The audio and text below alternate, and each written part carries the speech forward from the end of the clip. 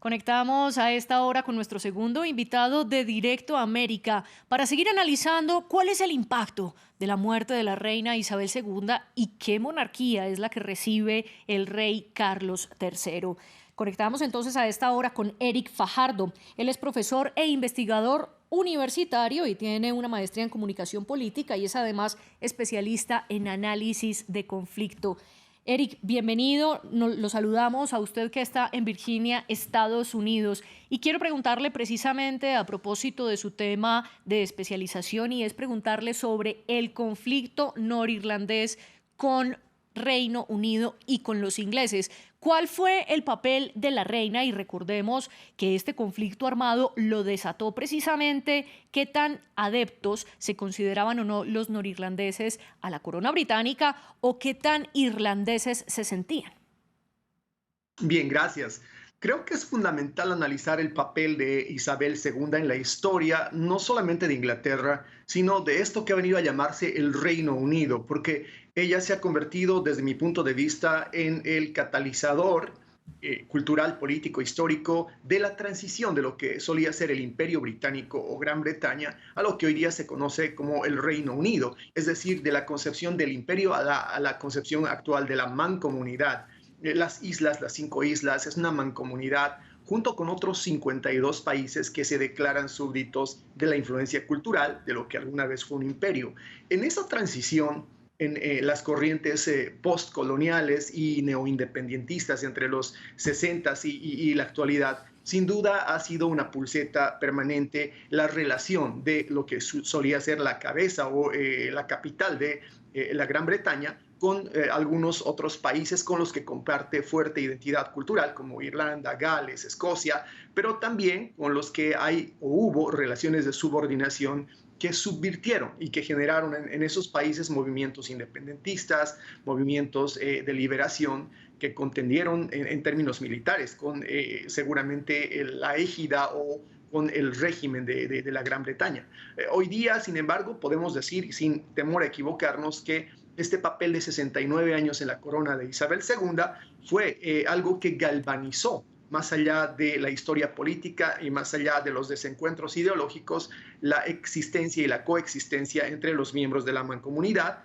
Son 52 naciones alrededor del mundo que cuando esto empezó, cuando se creó la mancomunidad, cuando el padre de la reina Isabel II creó la mancomunidad allá por 1950, esta tenía apenas 8. Gran Bretaña estaba sufriendo el impacto de la disgregación natural del postcolonialismo. Estaba perdiendo territorio y estaba además cediendo muchas de las que habían sido colonias en términos político-administrativos del imperio. Recuperarlas, reintegrarlas, Sí. yo diría reconquistarlas para la mancomunidad, para este otro margen a este espectro ideológico cultural de pertenencia, fue tarea de Isabel y yo creo que no solamente con Irlanda, sino con todos los Sí. otros miembros de la hoy gran mancomunidad de la Unión o del Reino Unido, el papel de ella fue fundamental. Y precisamente fue fundamental su rol para pasar del imperio a la mancomunidad, que fue esta figura que ella tanto potenció para no perder del todo los vínculos estrechos que tenía con las naciones que fueron colonia británica. Yo quiero volver un poco a Irlanda del Norte y se conoce la discreción de la reina en temas políticos. Ella jamás se pronunció públicamente al respecto. ¿Cómo fue su papel durante la guerra con Irlanda del Norte? El papel de Isabel ha sido prolijo. Quizá de ahí viene esta transición tan estable entre la autoridad política que solía tener la monarquía a la autoridad moral que tiene hoy. La corrección política de la reina, el sentido de oportunidad, además el ser capaz de comunicarse epistolarmente, es decir, por discursos muy calculados, muy medidos, muy mesurados, ha evitado que lo que fue una tensión de años, de décadas, esta polaridad religioso-política, ¿no? Esto, el eje Dublín-Belfast y la relación tensa con el Reino Unido, tuviese, desde mi punto de vista, una solución pacífica. Fue una influencia muy positiva, entiendo yo. No hubo un intento de aplastamiento ni en la relación con Irlanda, ni tampoco en la relación con ninguno otro de los países que anteriormente pudieron haber sido súbditos o estar subrogados a la corona británica. Hay, como le digo, una importante comprensión en Isabel II de lo que significaba mantener la influencia ideológica cultural de la corona una vez que la influencia político-administrativa se había perdido. Fue una transición que no han logrado muchos reinos hacerla. Si usted compara la monarquía solamente en Europa, de España o de algunos otros reinos como Bélgica, han habido esfuerzos incluso en la misma Francia por preservar la influencia cultural que bajo la égida napoleónica o bajo la égida de Carlos V pudiera haber existido sobre las excolonias. Ninguna ha sido tan exitosa y quizá la clave de eso, por eso no me limito solo a la relación con Irlanda, ha sido que la reina comprendió la importancia de su rol moral y de su papel como embajadora de aunar la cultura británica alrededor del mundo. Es más, uno de los datos que yo destaco siempre es que su papel ha sido tan trascendente para mí como el de un polaco llamado Karol Wojtyła. Es decir, solo el Papa Juan Pablo II entendió la importancia de su rol a la cabeza de la Iglesia, en el caso de Isabel, a la cabeza de la corona británica, para hacer sobrevivir la monarquía. Una supervivencia que hoy día yo no veo tan asegurada con su sucesor. Vamos a ver qué sucede. Todavía la coronación va a llevar algún tiempo para hacerse efectiva.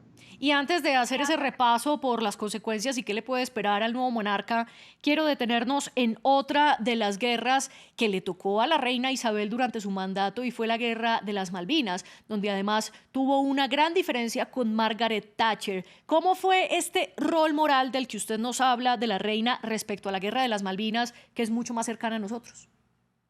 Bien, hay que entender que en el mismo Reino Unido, en la misma Gran Bretaña, ha existido desde el principio de la democratización parlamentaria una fuerte tendencia desde el laborismo a abolir el trono británico, es decir, a abolir el sistema monárquico.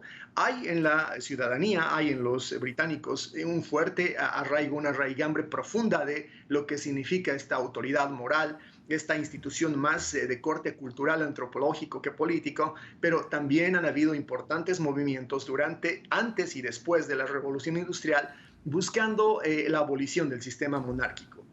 Los discursos postcoloniales en los 70s fueron un fuerte imbricante de la idea de que la monarquía debía terminar. Cómo sobrevivir a ese proceso, cómo haberlo hecho, eso es virtud de Isabel II. Desde mi perspectiva, estoy convencido de que hay una relación discursiva desde un punto de vista que los comunicadores políticos sabemos percibir muy bien. El lenguaje, en realidad la comunicación tiene 11 niveles, ¿no? Uno de ellos, uno es el verbal, todos los demás son raramente utilizados por los políticos. Isabel utilizó muy bien la proxemia, el lenguaje estético, la simbólica, es decir, todos los otros niveles del lenguaje que no implicaban pronunciarse, que es quizá el único nivel del lenguaje que tiene un efecto político irreversible, los utilizó. Y en la campaña, bueno, fue una campaña más dirigida desde lo político, desde la primer ministro Margaret Thatcher, pero en la relación con las Malvinas se abstuvo de pronunciarse o de tener un pronunciamiento político, de tener un pronunciamiento que tuviera implicancias geopolíticas, lo cual salvó en ese momento en un duro conflicto que se entendió desde Latinoamérica como ocupación, como un golpe colonialista, de asociar la figura de la monarquía británica con la acción política del parlamentarismo y de la Gran Bretaña como unidad político-administrativa. Sí, precisamente de estos múltiples lenguajes de los que usted hablaba está una historia bastante relevante y bastante recordada, que es cuando Reino Unido se aproximaba a votar el Brexit, la reina vistió de azul y amarillo, que son los colores de la bandera de la Unión Europea y del bloque de los 27, uno de los tantos lenguajes, y la reina fue sin duda una experta para transmitir mensajes a través de su vestimenta y en ese sentido supo reinventar su comunicación. Sin embargo, tenemos entonces un nuevo rey con nuevos retos, una época totalmente distinta. Usted mencionaba precisamente los movimientos anticolonialistas de los 70, una narrativa que ha cogido muchísima más fuerza ahora y que el colonialismo ha quedado, por lo menos desde la palabra y desde el deseo, quiere dejarse atrás. En ese sentido, el rey Carlos III tiene muchos más retos en esta sociedad. Usted brevemente nos adelantaba que duda de cómo lo va a hacer él. ¿Cuáles son entonces esos retos y qué tan preparado está Carlos III, que además lleva 73 años de su vida preparándose para subir al trono? Yo no sé si él se ha preparado 73 años. Pienso que hay una definición en el carácter de Carlos muy próxima a la de su tío Eduardo VIII, ¿no? El rey que abdicó y que permitió la ascensión de Isabel II.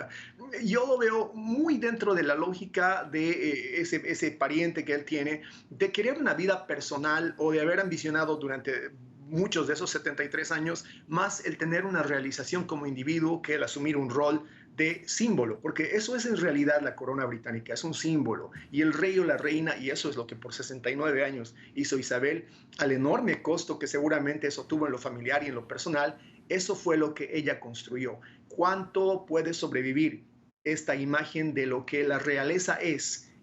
Además, una imagen impoluta, una imagen muy prístina que ha construido Isabel con Carlos.